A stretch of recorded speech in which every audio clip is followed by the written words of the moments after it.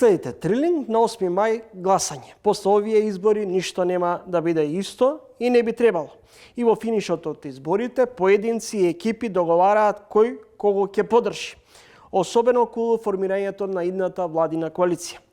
Ово издание на Трилинг соговорник ќе биде универзитетскиот професор Борче Давидковски. Професор Давидковски, на стартот што и пресуди на коалицијата за европска иднина за во првиот круг од претседателските избори да доживее таков дебакл?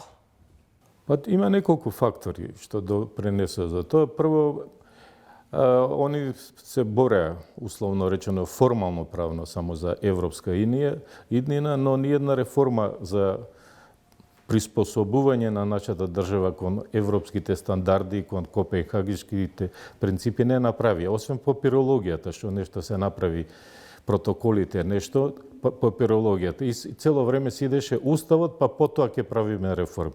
Реформите не ги правиме за Европа, ние ги правиме за нашите граѓани. Нашите граѓани требаше бенефит да почувствуваат од 2017 она нема правда, нема мир, и тоа требаше поготово јавната администрација, правосудството да се расчисти со криминалот и корупцијата, но еве како што се виде се дојде до максимум. Тоа е едно. И второ, СДС е урбана партија. Пред се. Партија која што е граѓанско-либерална партија, која што воглавном го собира кремот од урбаните средини, особено во Скопје, Битола, поголемите градови. Мислам дека веќе СДС го губи тој карактер на урбана политичка партија, за разлика од нив, па ВМРО веќе почна да поприма карактер на исто така на урбана партија. Веројатно сега клучното прашање е каква владина коалиција ќе биде скроена? Видете, јас у настапиве едно ме плаши. Ја не слушнав ни една, нити опозицијата, нити позицијава. Сите со полна уста толку ќе биде минимална плата, просечна плата 1000 евра и така натака ќе градиме ова. Од никого не слушнав како ќе ги вратиме долговите. Ние сме презадолжена држава. Мене ми е страв дека ние идеме на кај банкрот држава и да не биде, како што Сириза не може да се врати во Грција, бидејќи радикални Ципрас мерки преземе, пензиите од 1050 евра ги сведе на 500 евра просечна пензија, им скрати 13-та пензија, 13-та плата и 300 додаточи што. Директно утре долговите граѓаните на Македонија ќе ги плаќаат. Најповеќе ќе ги платат, ќе се остатат на пензионерите, ќе се скратат пензиите и вработените во јавен сектор. Ние немаме пристаништа, острови, нема што да продадеме. Едно ЕСМ го имаме со стари хидроцентрали и термоцентрали. Никој нема да го купи. Немаме веќе национално добро некое што би го продале, па со тоа да покриеме долгови.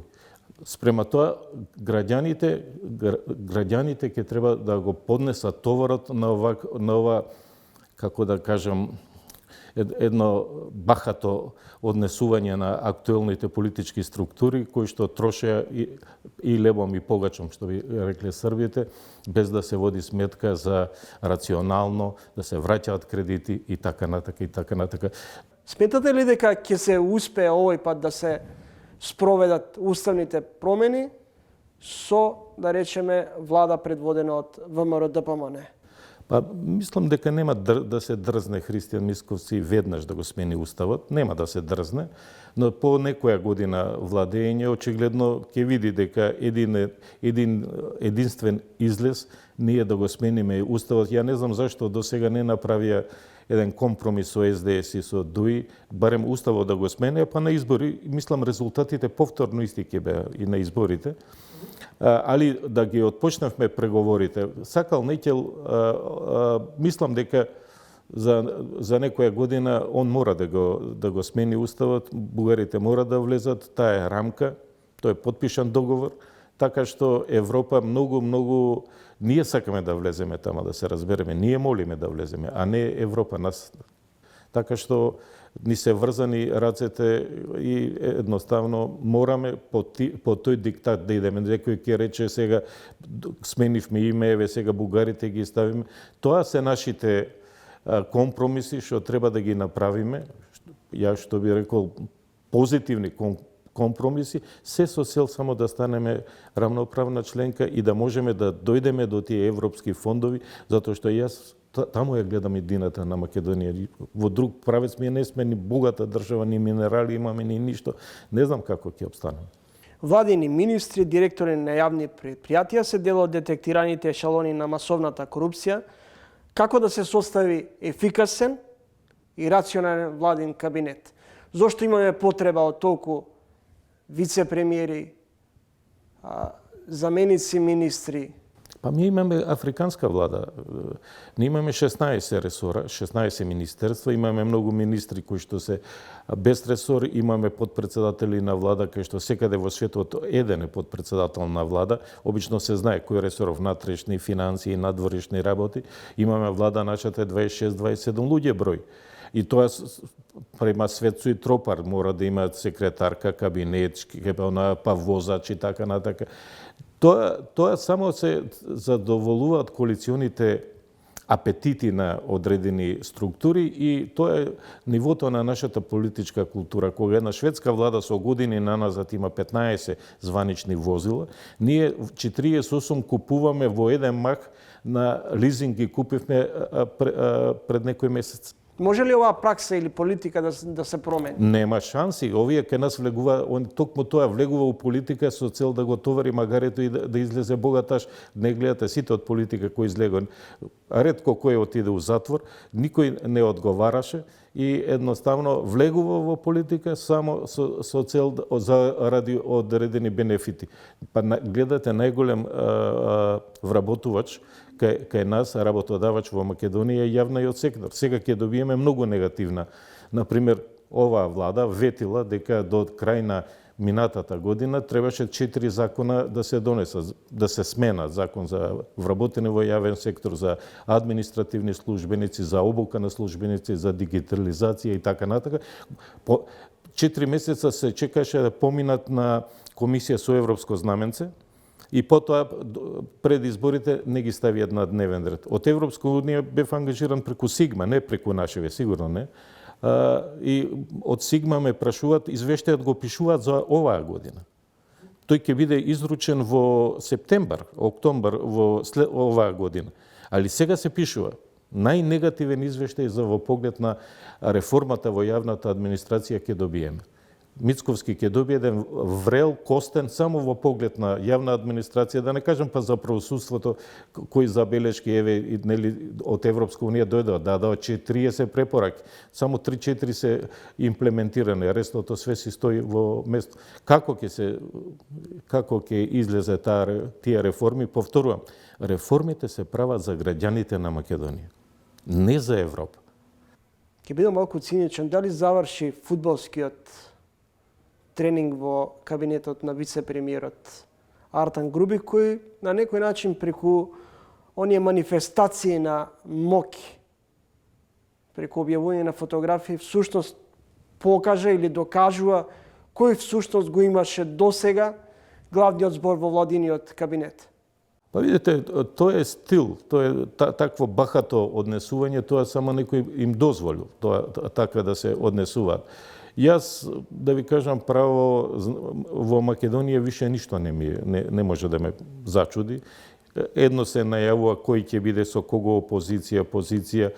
Треба албански политички фактор да влезе во владата, дали ќе влезе Дуи пак, дали ќе влезат овие што се опозицијата, не знам, но може такви турбуленции, таква влада да излезе, кој што може да биде бетери од тоа што е во моментот. Надуена администрација поради етнички клуч, задоволување на партиски апетити. Каква администрација ни е потребна? Па ние почнавме реформите да ги носиме стратегиите од 99-та година. Првата стратегија се доноси, на секој 4 години носиме стратегија и секој 4 кажуваме мала, ефикасна, непартизирана, деполитизирана и така натака со сите тие епитети. А секој пат после усвојување на таа стратегија се зголемува администрацијата. се зголемува, пак партиски кадри се стават. Еве сега, например, 30.000 има кои што се договор за дело. Таа бројка никој не ја знае. Не е бројката на администрацијата 135.000, тоа е околу 160-170.000, бидејќи јавните предпријатија у таа бројка не влегуваат. И се не гледате ова што се прави на токсикологија. 18 административци пошто пото да добијат решение, бидејќи ако се смени власта, тие се договор за дело. Секој сака да си ги ухлеби, да ги удоми своите партиски војници. Веќе 800 милиона годишно се дава само за плати. Клинички центар со 32 медицински директори плюс толку административно-економски директори. Веќе не се ни бројат ни регулаторните тела, советници на премиери, управни одбори, директори во со астрономски плати за македонски прилики. Каде го гледате решението? Па нема решение. Решението да се врати еден клинички центар, да биде еден директор со кој што, као што до 2005 до 2006 така се менаџираше клинички центар, со еден директор и супер се остваруваше. И секаде имаше као шефови ставени од 32 директора, медицински, 32 организациони. Тоа е само за партиско пазарење. Позната реакција, мајка го изгуби, каде го изгубила детето, ќе го најде во јавна администрација. Јавна администрација. Тоа е. Зошто јавната администрација е всушност место за домување на партиски кадри? Па едноставно. И зошто е предизвик за младите да завршат и да работат во јавната администрација? Мала плата, постојана плата. Тоа е, зашто имаме ние, за волја на вистината, оние 1500 се уште не се вработени. Работат по Швајцарија и натака навак по Австрија, а тука си примаат плата. Во јавната администрација, значи партиските лепачи на плакати, они се од најтипични примери се локалните комунални предпријатија, единици на локална самоуправа, јавни предпријатија на централно ниво, на ниво на држава, формирани од влада, јавните установи, особено во здравството, каде што тамо, што би се рекло и шуто и рогато е ставено само да прима плата. Пазете, вие имате, например, во здравството имате 22.000 отприлика вработени, од тоа 10.000 се бели мантили, значи вршители на дејноста, а 12.000 се административци. Во образованието исто така, од 40 и нешто илјади вработени, 20.000 се учители, професори, средношколски, универзитетски професори и така натака, а другото повеќе од пола се администрација. Тоа нема потреба. Јас знам на времето, и у гимназија и во средна школа, секој пат имало по еден административец. Сега има повеќе административци од учителки или професори кои што се носители на дејност. И така се зголемува балонот и структурата на администрацијата и автоматски тоа го оптеретува и буџетот. И затоа тие дејности до ова дереџе дојде образование, здравство, бидејќи превработеност, а парите, буџетот толку пари предвидува. И сега за вршење на основна дејност не може да се алиментираат завои, да се купи шприцеви и онат, мора плата да се даде на овие кои што се веќе тамо вработени, а нема потреба од нив. Ослободени од обвиненија пратеници кои гласаат за уставните промени, ослободени од затвор мокници од времето на Груевски, застарени дела за криминал на белите јакни и во времето на власта што заминува.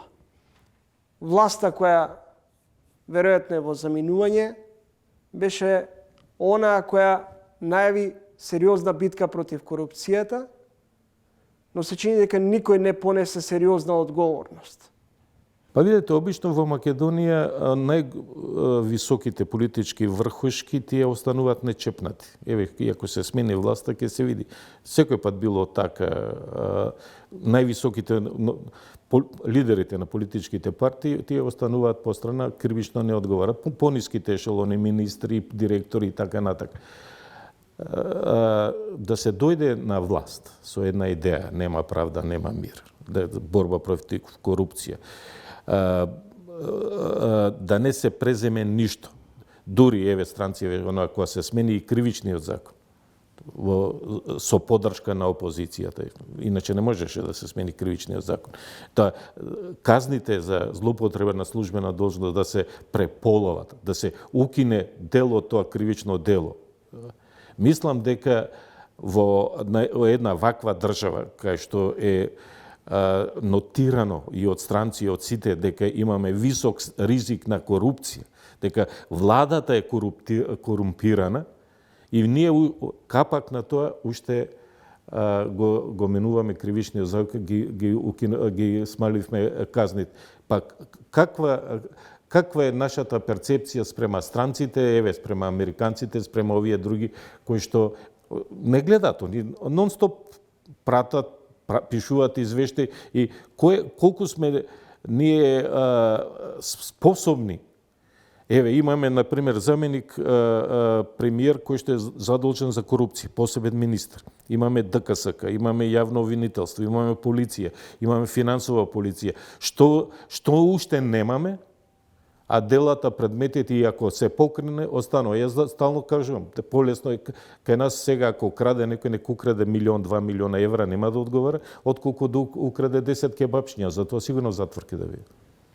Професор, ви благодарам за разговорот и гостувањето во тренинг. Благодарам за поканата. Следете интервју со универзитетскиот професор Борче Давидковски.